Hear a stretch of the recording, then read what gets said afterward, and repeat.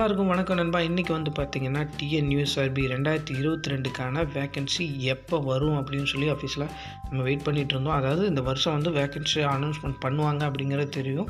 அது வந்து 3000 பேர் எடுக்கிறதா வந்து இன்றைக்கான நியூஸில் பார்த்துருப்பீங்க. நிறைய பேர் உங்களுக்கு தெரியாதவங்களும் தெரிஞ்சுக்கோங்க. 3000 காவலர்களே நிரப்பப்பட உள்ளதாக இந்த வருஷம் வந்து கால்ஃபர் கட்டாயம் 3000க்கும் குறையாமல் வரும். அதாவது ஆயுதப்படை மற்றும் சிறப்பு காவல்படை ரெண்டுமே சேர்ந்து ஒரு 3000 காவலர்களை கண்டிப்பாக எடுப்பாங்க. அது போக jail warden plus fire service இது எல்லாமே கலந்து எடுப்பாங்க. டோட்டலாக வந்து போலீஸில் மட்டும் 3000 வேக்கன்சி குறையாமல் கால்ஃபர் வரும். கம்பல்சரி இந்த வருஷம் அதாவது செப்டம்பர் நவம்பருக்குள்ளே கண்டிப்பாக உங்களுக்கு கால்ஃபர் அஃபிஷியலாக கன்ஃபார்ம் பண்ணிடுவாங்க.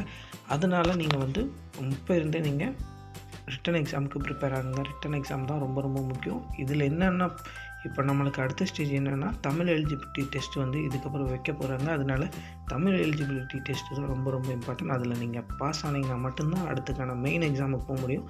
அதனால் தமிழ் வந்து மேக்ஸிமம் படிங்க. டெலகிராமில் ஜாயின் பண்ணுறவங்களும் ஜாயின் பண்ணிக்கோங்க. மறக்காமல் நம்ம சேனலை சப்ஸ்கிரைப் பண்ணி வச்சுட்டிங்கன்னா இது போன்ற தகவல்கள் வந்து நீங்கள் உடனுக்குடன் தெரிஞ்சுக்கலாம். அதனால் ரிட்டன் எக்ஸாமுக்கு நல்லா படிங்க. முடிஞ்ச அளவுக்கு நீங்கள் ஃபிசிக்கல் ஒர்க் அவுட் இல்லாதவங்க இப்போ இருந்தே ட்ரை பண்ணுங்கள். சரிங்களா? இந்த வீடியோ யூஸ்ஃபுல்லாக இருந்தால் லைக் பண்ணிக்கோங்க. நம்ம சேனலும் சப்ஸ்கிரைப் பண்ண மறந்துடாதீங்க. மீண்டும் ஒரு நல்ல வீடியோவோடு சந்திக்கிறேன். நன்றி.